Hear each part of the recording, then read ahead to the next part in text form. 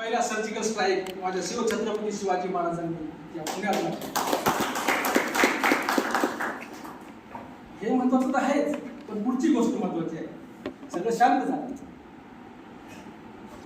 गर्दनीवरचं बोटावर निभावलं, पण शाहिस्तेखानाची बहीण तिच्याकडे धावत भावाला म्हणाली, भैयाजान मेरी लड़की नहीं मिल रही है, शायद सिवा के लोग उसे ले गए. आणि कळाला शाहिस्तेखान, शिवाची माणसं ती तुझ्या मुलीला कधीच हात लावणार नाही, आणि जरी लावला असेल, चुकून घेऊन गेली असतील तरी छत्रपती शिवाजी महाराज तुझ्या मुलीला स्वतःच्या मुलीप्रमाणे सांभाळतील. अरे ह्या त्याच्यात किती राजे महाराजे होऊन गेले. प्रत्येक राजा पराक्रमी असतो तसं नाही, प्रत्येक राजा हा काय म्हणतात त्याला समर्पित असतो तसं नाही. पण प्रत्येक राजा जरी पराक्रमी असला तर तरी तो न्यायप्रविष्ट असतो नाही. प्रत्येक राजा हा न्यायप्रविष्ट असला तरी तो पराक्रमी असता नाही. पण ह्या जगाच्या इतिहासात एकमेव राजा होऊन गेला जो पराक्रमी तर होता, पण पराकोटीचा न्यायप्रविष्ट होता. म्हणून छत्रपती शिवाजी महाराजांचं नाव हे त्या प्रसंगासाठी आपल्याला घ्यावं लागेल.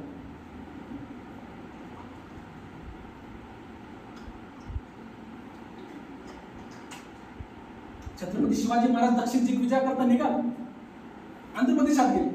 आंध्र प्रदेशात सवारीवर असताना मध्ये श्रीशैल्य मल्लिकार्जुनाचे दर्शन करतात. आपण मल्लिकार्जुनाचं दर्शन घेतलं. महाराजांनी पाहिलं आजूबाजूचा परिसर अतिशय सकळ उतारीचा होता. महाराजांना जाणवलं हा जर परिसर असाच राहिला तर श्री क्षेत्र मल्लिकार्जुनाचा भविष्यात पुराच्या पाण्याचा धोका होऊ शकतो.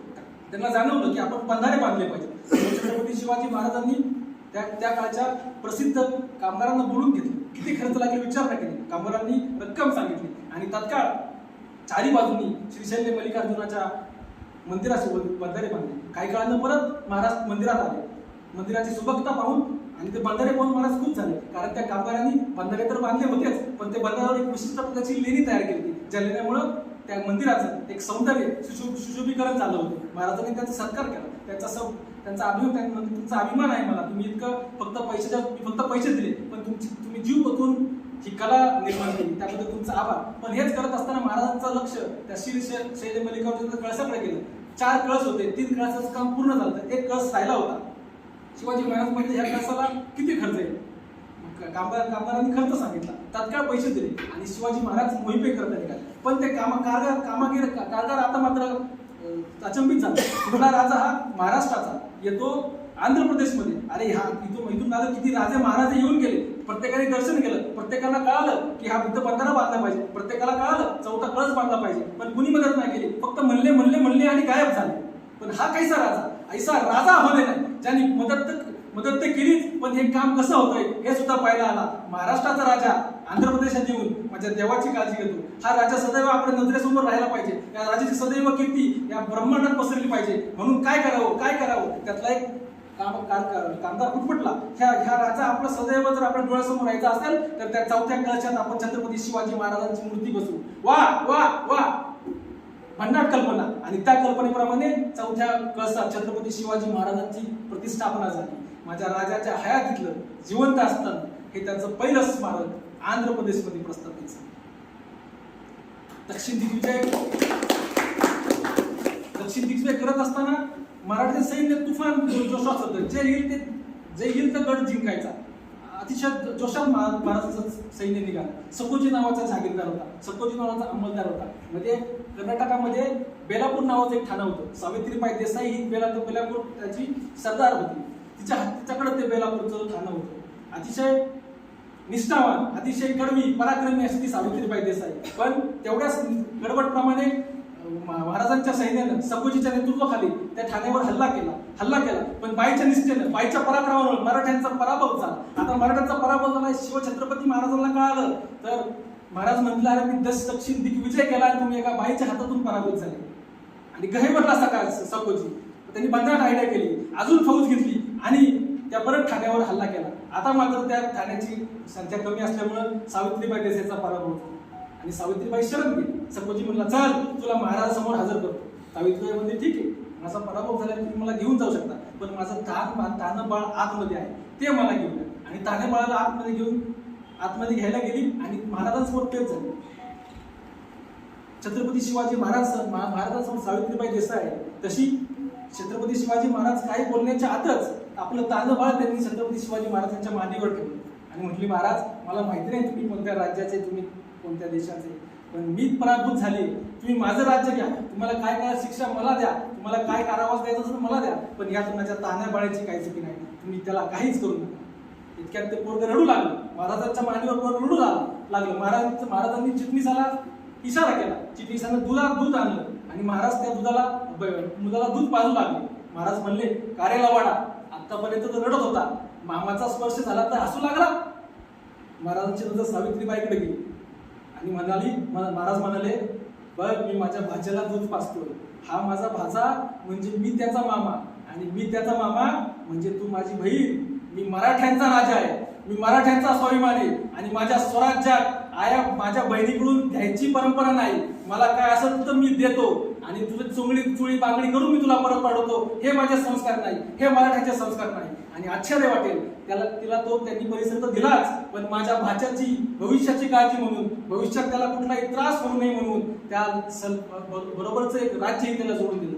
आणि कडाली सावित्रीबाई, अरे असा कसला राजा, अरे मी शरण आले, मला काही झाली, माझं ठाणं घ्यायच्या ऐवजी यांनी मला ठाणं दिलं, मला बहीण मानलं, मला चोळी बांगली केली, चोळी बांगली करून माझा सन्मान वाढवला, माझ्या पोराच्या भविष्याची काळजी घेतली. ऐसा राजा होणे नाही. आणि यातच हे राजाचं कर्तृत्व, हे राजाचं असणारं स्वामीनिष्ठ किंवा महिलांबद्दल असलेली तत्परता हे लोकांना कळावी, सतत त्याचं जाण होत राहावी म्हणून तिने 3 शिल्प तयार करून घेतली. त्या 3 शिल्पात समोर सावित्रीबाई देसाई बसली, बाजूला छत्रपती शिवाजी महाराज बसले आणि ते बाळाला दूध पाजताय. आजही तुम्ही कर्नाटकात गेला तर यादवाड नावाचा जिल्हा आहे, यादवाड नावात नंतर कारवाड नावाचं गाव आहे. त्या कारवाड गावात तुम्ही प्रवेश केला, 4थ्या बोलवीत एक हनुमानाचं मंदिर आहे आणि त्या हनुमानाच्या मंदिरात ही 3 शिल्प अजूनही उपस्थित आहे. खऱ्या अर्थानं छत्रपती शिवाजी महाराजांचं जिवंतपणे असणारं हे दुसरं स्मारक. अशी असंख्य स्मारक, अशी असंख्य पुतळे या सह्याद्रीच्या ह्या मावळाच्या छातडावर आजही आहेत, ज्यांच्याकडे पाहून आम्हाला गर्व होतो, अभिमान होतो, स्वाभिमान वाटतो आणि आमच्या कणाकणात एक नवीन ऊर्जा निर्माण होते, ती फक्त छत्रपती शिवाजी महाराजांमुळे. खऱ्या अर्थानं हे छत्रपती शिवाजी महाराजांनी आपल्याला दिले. आपण जर पाहिलं तर छत्रपती शिवाजी महाराज हे यशस्वी होण्याचं एकच कारण, त्यांचं नियोजन. म्हणजे आपण काम कसं करतो याला महत्व नाही, आपण काम किती करतो याला महत्व नाही, आपण कशा प्रकारे काम करतो याला महत्व नाही, पण त्या कामाचं आपण कसं नियोजन करतो त्या नियोजनावर आपल्या यशाची किंवा अपयशाची परिणिती ठरलेली असते. खऱ्या अर्थानं जर छत्रपती शिवाजी महाराजांना अफजल खानाचा कोथळा काढायला फक्त 2 सेकंद लागले, 2 मिनिटं लागली, पण त्या 2 यशस्वी मिनिटांसाठी त्यांनी पूर्ण 1 वर्ष नियोजन केलं. काय नियोजन केलं महाराजांनी? अफजल खान निघाला, सोबत 40,000ची फौज. महाराजांनी तानाजीला बोलवलं, ताना तू निघालाय, त्याची 40,000ची फौज आपल्या वाईच्या पसरणीच्या घाटात पसरली आहे, आपलं फौज गोळा करा, आपले मावळे गोळा करा. तसं तानाजी लागला कामाला. गरी खोऱ्यातले, शेतीबाडीतले मावळे जमा झाले. किती मावळे जमा झाले? 7,500 महाराज. आणि ताना त्याचे 40 आहेत, नाही याच्यापेक्षा जास्त नाही करू शकत. काही करा महाराज, पण 7.5च्या पुढे जास्त नाही करू शकत. मग काय केलं महाराजांनी? महाराज म्हणले का चला आता पळून जाऊ, चला आता लपून बसू. काय सांगणार, काय तोंड दाखवणार होते मावळ्याला? अरे ज्या मावळ्याला आपण लढायचं म्हणून तोडून घेतलं त्यांना परत जा म्हणून सांगायचं. आणि हे शिकवलं का मराठ्यांनी? हे माझं स्वराज्य का? नाही, आपल्याला लढलं पाहिजे. पण 40,000 7,500 पुढंच तुलना होत नाही. नुसतं लढणं गरजेचं नाही, नुसतं लढलो असतो तर सगळे मारले गेलो असतो. महाराजांनी पर्याय शोधायला सुरू केला. जेव्हा यशाचा एक दार बंद होतं तेव्हा यशाचे 100 दारं आपल्यासाठी उघडे होतात. फक्त ते दार शोधणं आणि त्या दारापर्यंत जाणं हे आपल्या हातात असतं. एक राजा होता, 2 प्रीती त्यासमोर आले. राजाचं मानसिक संतुलन बिघडलं होतं. कैद्याची बाजू न ऐकताच त्यांना मरेपर्यंत फाशीची शिक्षा सुनावली. हे ऐकून एक कैदी जागेवर बेशुद्ध पडला, पण दुसरा कैदी विचार करत बसला. इतका विचार करत बसला, दुसऱ्याला शुद्धी येईपर्यंत तो विचार करत बसला. पहिला कैदी म्हणाला, अरे तुला कळलं नाही का आपल्याला फाशी झाली? मला कळाली. तुला भीती नाही का वाटत? मला भीती कसली वाटायची? भीती नाही वाटली, पण मी एक प्रयोग करत होतो. म्हणा कसला प्रयोग? मी एक असं औषध तयार केलंय की जे औषध एखादा पुरुष पिला तर त्याला मुलगा होता. नेमकं त्या राजाला 4 मुली होत्या. एवढं मोठं साम्राज्य, एवढं मोठं राज्य, आपल्या वंशाला दिवा नाही, त्यामुळे महाराज मानसिक संतुलन बिघडली होती. हे त्यांचं वाक्य, हे त्यांचं संभाषण. कोणतं की मी एक प्रयोग करतोय, फक्त 2 वनस्पती माझे राहिले, मी 6 महिने जर घेतले तर ते 2 वनस्पती मला भेटतील. आणि जर 2 वनस्पती मला भेटल्या तर मी असं औषध तयार करेल की तो औषध एखादा पुरुष पिला तर त्याला 100% मुलगा. ही त्यांची कुजबूज राजा नाही. राजा बोलता जा, काय म्हणलं, काय म्हणलं, मुलगा म्हणलं, काय गेडा म्हणतो का मला, शिक्षा झाली तुला म्हणून असं बोलतो का? नाही हो महाराज, मरताना माणूस कधी खोटं बोलत का हो? तुम्ही आत्ता शिक्षा दिली, मरताना माणूस खोटं नाही बोलत. खरंच महाराज, मला फक्त 2 वनस्पती मला शोधायच्या, मला फक्त 6 महिने जर दिले ना तर 100% मी ते औषध बोलतो. खोटं बोलतोय का तू? नाही हो महाराज, मी कशाला बोलतो? बरं ठीक आहे, दुसऱ्यांचं धावत्या बाजूला मी ते तुम्हालाच प्यायला देतो, तुम्हीच प्या, तुम्हालाच मुलगा होईल. आणि नाही झालं तर तुम्ही फाशी दिलेलीच की मला, मी असं तसं मरणारच. राजाने विचार केला, तर खरंच झालं तर काय? अरे माझ्या वंशाला कुळ भेटेल, माझं साम्राज्य बघायला मला वारसदार निर्माण होईल. आणि त्यांनी 6 महिने त्याला दिली. हा सगळा प्रकार दुसरा कधी बघत होता. तू म्हणलं तू वेडा आहे का? एक महाराज वेडा झाले, तू तरी छान आहे का? म्हणा नाही करायला असं. नाही झालं तर काय होईल? आपल्याला शिक्षा देण्याला महाराज मरल. बरं महाराज नाही मिळाला तर त्याची बायको मरल, कारण की बायको शिवाय तर परत होणार नाही. बायको मरल. बायको जर नाही मिळली तर मी मरल. आणि मी नाही मिळालो तर मी खरंच औषध बनवल. मी 6 महिने माझ्या मागितले. अरे आता भाषा झाली म्हणून रडत बसण्यापेक्षा, आता भाषा झाली म्हणून त्याचा विचार करत बसण्यापेक्षा, आता भाषा झाली म्हणून आता होण्यापेक्षा मी नवे पर्याय शोधतो. ह्या पर्यायापैकी कुठं तरी एक होईल, एक झालं तर माझं आयुष्य वाढेल.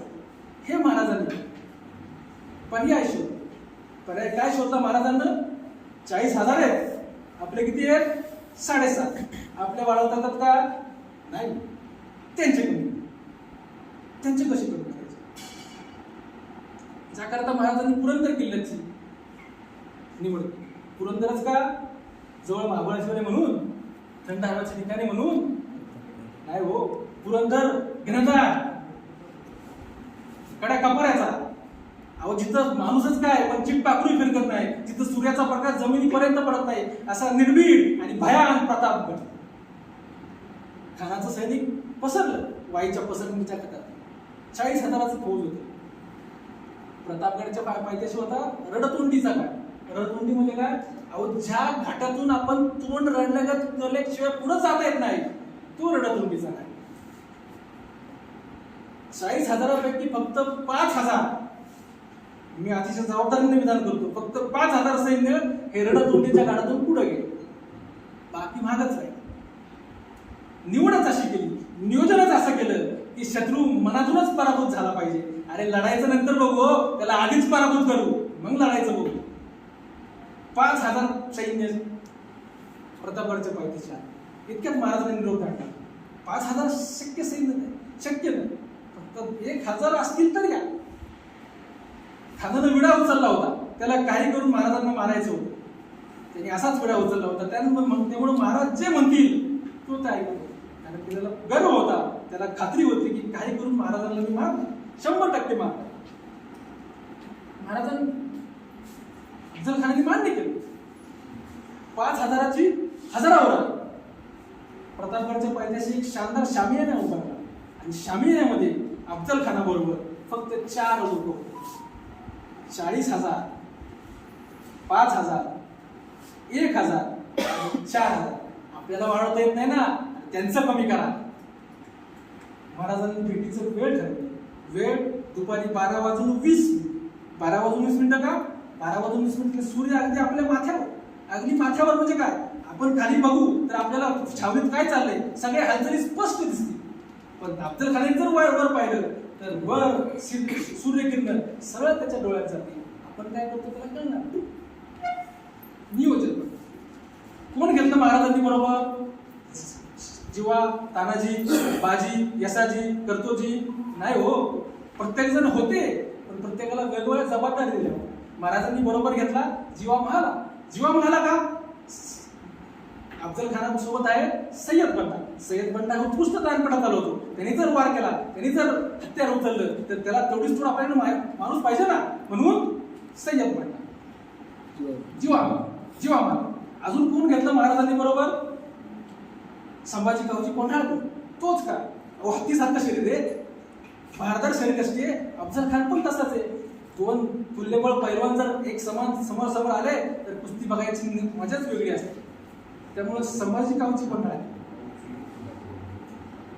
खऱ्या अर्थाने हे नियोजन होतं. 12 वाजून 20 मिनिटं निघालेले महाराज 2 वाजता शामी येण्यासमोर गेले. खानाने विचारलं, त्याला विचारलं, येई हे का शिवाजी? त्यांनी मान डोलावली. खानाच्या भेटीसाठी महाराज पुढे निघाले. खानाच्या मिठी दिसली, मिठी आवळली गेली, दगा जाणवला, दम तुटला. खानानं दोन्ही बाहू छत्रपती शिवाजी महाराजांच्या खांद्यावर ठेवले. कटारीचा वार केला, कटारीचा वार फिका केला. महाराजांना दगा जाणवला, वाघ नगे निघाले, खुपसली खानाच्या पोटात. दगा कडाडला खान. पण त्याचा फायदा घेऊन बाजूला उभा असलेल्या कृष्णाजीनं महाराजांवर वार केला, हल्ला केला. महाराजांच्या मस्तकावर वार झाला. महाराज बेभान झाले, महाराज गडबडले. इतका त्याचा फायदा घेऊन बाजूला उभा असलेल्या सय्यद बंडानं वार केला महाराजांवर. पण वार मस्तकावर बसणार याच्या आधीच बाजूला उभा असलेल्या जीवा महाराजांनी सय्यद बंडाचा हात वरच्या वर कलम केला आणि इतिहास कळाला. होता जीवा म्हणून वाचला शिवा.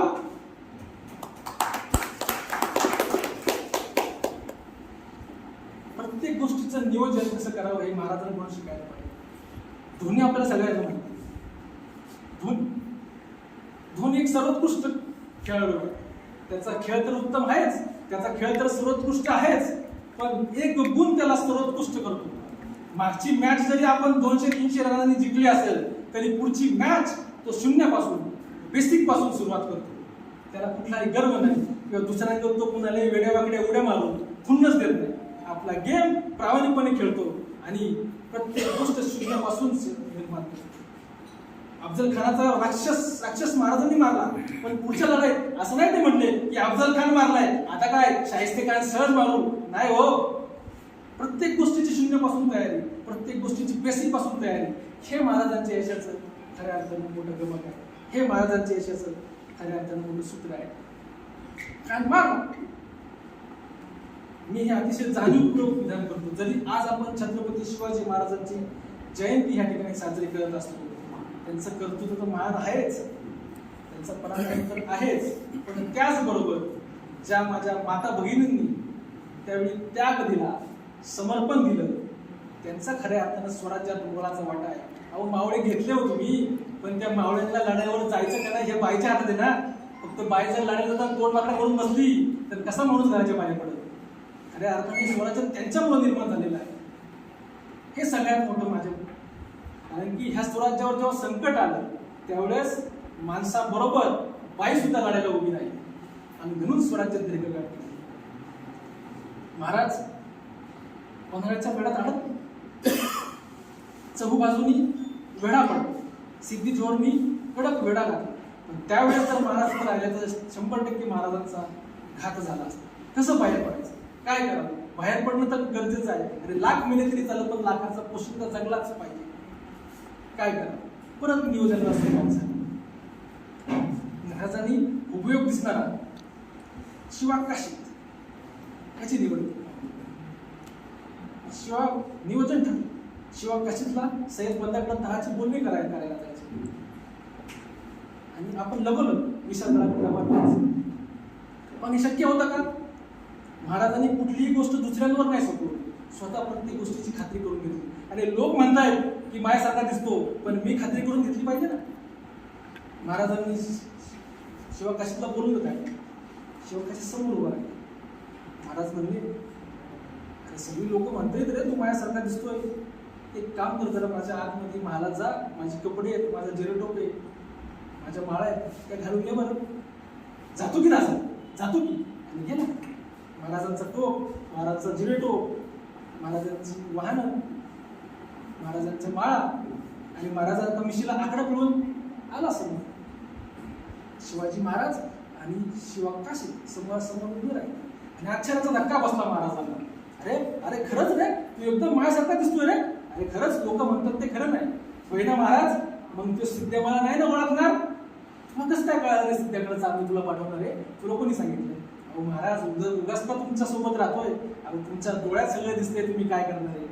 आम्ही मराठी आहेत, आपण मराठी आहे. तुमच्या मनात जे काय कळत चाललंय ना ते सगळं तुमच्या डोळ्यात दिसतंय. आणि खळ दिवशी छत्रपती शिवाजी महाराजांच्या डोळ्यात आसू आहे. राजे नाही ओळखणार ना मला सिद्धी जोहर? अहो द्या ना विडा, मग राजा द्या ना विडा. जातो ना, लढतो ना, भिडतो ना, फाडतो ना, अहो काढतो ना त्या सिद्धीला. महाराजांनी इकडकडून मिठी मारली. शिवा काशी दोघांनाही माहिती होती अखेरची मिठी होती. दोघांनाही माहिती होती अखेरची मिठी होती. कारण की सिद्धीच्या तावडीतून सुटणं हे शक्यच नव्हतं. शिवा काशी हा सिद्धी जोहरला नव्हता चालला, मरायला चालला हे त्याला माहिती होतं. मिठी बाहेर निघाली आणि महाराज विचार करत महाराज पालखीत बसला. शिवा काशी गेला शामेनगरी. सिद्ध म्हणला, आव शिवाजी आव. चालते झाले छत्रपती शिवाजी महाराज शामेनगरी. समोर आले सिद्धी जोहरच्या, पण दोन नजरा त्या छत्रपती शिवाजी महाराजांच्या रूपात असलेल्या शिवाजी काशीकडे पाहत होते. ते दोन डोळे म्हणाले, नाही ये सिवा नहीं हो सकता, नाही सिवा नहीं हो सकता. आणि ठस दिशी समशेरी निघाल्या, नंग्या तलवारी असल्या, सपासप वार झाले. 1 2 3 4 वार झाले. घायल झाला शिवा, रक्ताच्या चिळकांड्या उडाल्या. बोल तू कोण आहे? नाही मी शिवाजी ही हूं, मैं शिवाजी हूं. अरे नाही रे, मी शिवाजीच आहे. शिवा अशात कबूल झाला. मग मात्र सिद्धी जोहर त्या दोन डोळ्याकडे वळाला. ते दोन डोळे होते फाजल खानचे. फाजल खान म्हणजे अफजल खानचा मुलगा. अफजल खानच्या वधाच्या वेळेस छत्रपती शिवाजी महाराजांच्या मस्तकावर वार झाला होता. तो वार झालेला त्याला माहिती होती. अगर ये सिवा होगा तो इसके सर पे वार होगा, देखिए. आणि धड दिशी पुढे झाला सिद्धी जोहर. जिरे तो बाजूला सारला. शिवा धावला. वार नव्हता. सप अगं परत वार झाले. तलवारीचे वार झाले. घायल झाला. बोल, मरने से पहले तो सच बोल. आणि कडाला शिवा, अरे जन्मलो नसतो छत्रपती शिवाजी महाराज म्हणून, तरी मी आज मरतो आहे छत्रपती शिवाजी महाराज म्हणून. माझ्या 100 पिढ्यांचं पाप पुण्य फळाला आलं. आज मी छत्रपती शिवाजी महाराज म्हणून मरतोय. अरे तू काय माझ्या राजाला मारणार? राजा पोचला माझ्या विशाळगडावर. तुझ्यासारखे 100 कधी मित्रच काढू. जर कुणी आमच्या वाटेत येऊन आमच्याशी वाटमारी करण्याचा प्रयत्न केला तर आम्ही तुमच्या वाटेत जाऊन तुमची वाट लागायची आहे, परत आमच्या वाटेवर परतत नाही. हा इतिहास आहे आमचा मराठ्यांचा.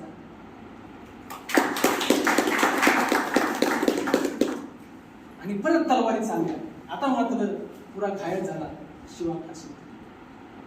धारा तीर्थी पडला. गेला शिवा काशी स्वराज्यासाठी कामी. विशाळगडावर छत्रपती शिवाजी महाराजांना ही बातमी कळाली. महाराज लगोलग म्हणाले, नाही मला शिवा काशीच्या ऐकलं जायला पाहिजे. सरदार म्हणाले, महाराज आत्ताच आपण तिकडून निघालोय. शिवा काशीचं गाव त्या गडाच्या पायथ्याशी, तिथं अजून गरीब आहे. नाही मला त्याच्या आईला निरोप द्यायलाच पाहिजे. अहो आम्ही जातो कुणीतरी, तुम्ही नका जाऊ. नाही, जो मेला तो शिवाजी महाराज, आता जो जिवंत आहे तो शिवा काशी. मला माझ्या आईला भेटायलाच पाहिजे. आणि निघाले महाराज. आले छत्रपती शिवाजी महाराजांनी पाटलाला सांगितले की शिवा काशीच्या घरी जाऊन सांग मी येतो. हे कळल्यानंतर शिवा काशीची आई गहिवरली बावरली. अहो तिचं लाख वर्षाचं स्वप्न पूर्ण होणार होतं. छत्रपती शिवाजी महाराज साक्षात तिच्या घरी येणार होता. आणि आले दादा छत्रपती शिवाजी महाराज. पंचायतीनं महाराजांना ओवाळलं, कपाय टीका लावला. त्यांची ओवाळणी केली. महाराज म्हणाले, गैवरले महाराज, अगं आई तुझ्या मुलात गेला हे मी तुला सांगायला आलो. आणि तू मला ओवाळती, अगं असा काय पराक्रम केलाय ग मी? आई तुझा मुलगा स्वराज्याच्या कामी आलाय. कसं का सांगू तुला? आई तुझा शिवा गेला. तर महाराजांना सांगायला ताकद झाली. शिवा कशी चाय म्हणाली, ये राजा आत ये ना, बस फडकड. महाराज फडकावर बसले. शिवकाशीची आई म्हणाली शिवकाशीच्या बायकोला, अगं काहीतरी गोडतोड माझा राजा सुखरूप आलाय, अगं हा जर गेला असता तर आपल्याकडे कुणी बघितलं असतं, याला काहीतरी गोडधोड दे. राजा मनातल्या म्हणजे अगं आई तू मला गोडधोड देते, अगं मी तुला काय सांगायला आलोय, तुझा तुझा एकुलता एक पोरगा गेला ग. निस्तब्ध झाले महाराज. हुंका आला पण आतल्या आत त्यांनी तो लपवला. गोडधोड दिलं महाराजांना. आणि शिवकाशीची आई म्हणली राजा तुला एक गोष्ट सांगू का रे, राग नाही येणार. महाराज म्हणले बोल नाही. अरे तू मला भेटायला आला, तुझ्या आऊ साहेबांना जायचं ना रे, तुला काय करणार रे आईचं म्हणून. तू बाहेर होता किती दिवस झाले, इथं बातमी पसरली की महाराज परत येणार नाही, तू सुखरूप आलाय, पहिले रायगडावर जायचं, तू माझ्याकडे का. आई काय ग, तू माझी आई नाही का ग. अगं मी पण तुझा आहे. आणि महाराजांना आता आपसूक तोंडातून निघालं, अगं जरी तुझा मुलगा गेला असला तरी हा स्वराज्य, हे स्वराज्याचे सगळे लेख हे तुझेच लेख आहेत. आता मात्र महाराजांना रडू आवडत, महाराज रडू लागले. शिवकाशीची आई महाराजांना म्हणाली राज काय रडतोय, मला काही माहिती नाही वय माझा पोर गेला. आणि निस्तब्ध झाले, आश्चर्यचकित झाले छत्रपती शिवाजी महाराज. आई तुला माहिती आहे, कसं काय कसं काय, आणि तुला माहिती असून सुद्धा तुम्हाला गोडधोड दिलं, तुला माहिती असून सुद्धा तू माझं पवळणी केली, असं कसं काय. शिवकाशीची आई म्हणाली अरे राजा, जेव्हा ह्या मोहिमेवर माझा मुलगा निघाला ना, तू माझ्याकडे आलता, तू मला म्हणाला आई आता परत येतो का याची खात्री नाही, पण जर आलो ना मला छत्रपती शिवाजी महाराजांचं रूप भेटलंय आई. अगं तुझी कूस पावन झाली, आपल्या 100 पिढ्यांचं नशीब फळफळलं, मी छत्रपती शिवाजी महाराजांचं रूप घेतोय. आणि तो म्हणाला जर मी जिंकलो आणि जर मी परत आलो तर छत्रपती शिवाजी महाराजांना माझ्या सोबत घेऊन तुझ्या दर्शनाला घेऊन येईल. राजा जेव्हा तू एकटा आला ना तेव्हाच मला कळालं रे माझा शिवा गेला. पण आता मात्र त्याच्या डोळ्यातून अश्रू येऊ लागले, रडायला लागले, मोठे म्हणून रडायला लागले. महाराज म्हणले आई आई शांत हो काय, आई आई मी आहे ना, अगं स्वराज्य तुझं आहे, अगं तू स्वराज्याची जननी आहे, हे तुझा लेख कामी आलाय पण त्यांनी माझा जीव वाचवलाय. अरे राजा कोण म्हणतो रे माझा मुलगा गेला म्हणून मी रडतीये, मी मुलगा गेला म्हणून रडत नाही, मी त्या देवाशी मांडतीये. अरे त्या देवाने मला एकच पोरगे दिलं, जर अजून 3-4 पोरगे दिली असती तर आता तुझ्या सोबत स्वराज्यात धाडली असती. हे त्या आईने बोलले. ऐकतात बाजूला उभी असलेली शिवकाशीची बायको म्हणाली आई आत्याबाई असं का म्हणताय, मी जाईल ना राज, मी येते स्वराज्यात, मला घ्या, अहो मी लढेल, मी जिंकेल, मी राखेल स्वराज्य आबादित. आणि कळाले महाराज धन्य धन्य तो माझा महाराष्ट्र राज्य, धन्य धन्य तो माझा देश. या देशात अशा माय माऊली उभ्या आहेत, या देशात अशा माय माऊली आमच्या पाठीशी उभ्या आहेत. अरे या देशाला गनिमांपासूनच काय, भविष्यात जर ह्या अशा माय माऊली माझ्या पाठीशी असतील तर आपल्या देशाला गनिमांचाच नव्हे तर जगाच्या शक्तीचा सुद्धा कधी धोका होणार नाही, कोणीही आपल्याला पराभूत करू शकणार नाही. हे खऱ्या अर्थाने योगदान आपल्या माता माऊलींचं स्वराज्याकरता राहिलेलं आहे. सोपं नसतं हो. 8-8 वर्षभर आपल्या घरातला माणूस येत नाही, लढायला गेला की येणार त्याची खात्री नाही, पण तरीही कसली किरकिर न करता हसत मुखाने त्यांना लढाईसाठी निरोप देणं म्हणजे त्यांना पाठवणं, हे खूप मोठं, खूप जिकरीचं काम आहे, खूप जिद्दीचं काम आहे. खऱ्या अर्थानं बऱ्याच जणांनी मला विचारलं की ही शिवजयंती मागे झाली जी कशी काय, ती तारखेप्रमाणे, ही तिथीप्रमाणे म्हणजे हिंदू धर्मात सगळे सण तिथीप्रमाणे आपण साजरे करतो. आणि छत्रपती शिवाजी महाराज जयंती ही नुसती जयंती नाही, ही नुसता जन्मदिवस नाही, तर तो आमच्यासाठी सण आहे तो, म्हणून तो आम्ही सण म्हणून साजरा करतो. आणि अशा दोनच काय, अरे वर्षभर जरी आम्हाला छत्रपती शिवाजी महाराजांची जयंती साजरी करायला लागली तरी नुकसान काय होणार आहे. अरे वर्षभर आपल्या पोराबाळांना कळेल हा राजा होऊन गेला, हा राजाने माझ्या आईला वाचवले, ह्या राजामुळे आज मी स्वाभिमानाने जगतोय, ह्या राजामुळे आज मी शिक्षण घेतोय, ह्या राजामुळे आज मी शाळेत जातोय, ह्या राजामुळे आज मी जिवंत आहे, ह्या राजामुळे माझं भविष्य उज्ज्वल आहे. आणि कळू द्या ना मुलांना, दोन काय वर्षभर शिवजयंती केल्या तरी या महापुरुष डोळ्यासमोर आपल्याला दिसेल आणि त्याचे विचार आणि त्याच्यापासून आपण नवी ऊर्जा घेऊ. एवढंच सांगेल, गाथा तरली तुकोबांची, भिंत चालली ज्ञानोबांची, महाराष्ट्र भूमी साधू संतांची, अशा या महाराष्ट्र भूमीत शिवछत्रपतींनी स्थापना केली स्वराज्याची. आज जयंती आहे त्या महापुरुषाची. या जयंतीच्या दिवशी आपण सगळ्यांनी एक ध्येय करू, एक निर्धार करू की त्या महाराजांचे विचार आचरणात आणण्याचे. आणि आज देशाला गरज आहे शिवछत्रपती शिवाजी महाराजांच्या स्वराज्याची, आणि ते स्वराज्य निर्माण करण्याची जबाबदारी हे आपल्या सर्वांची. धन्यवाद.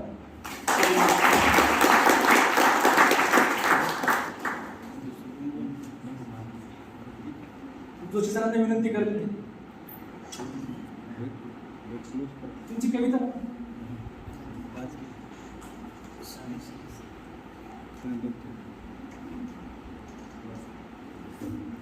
अजून तुम्हाला बोलायचं असेल एखादी कविता वगैरे.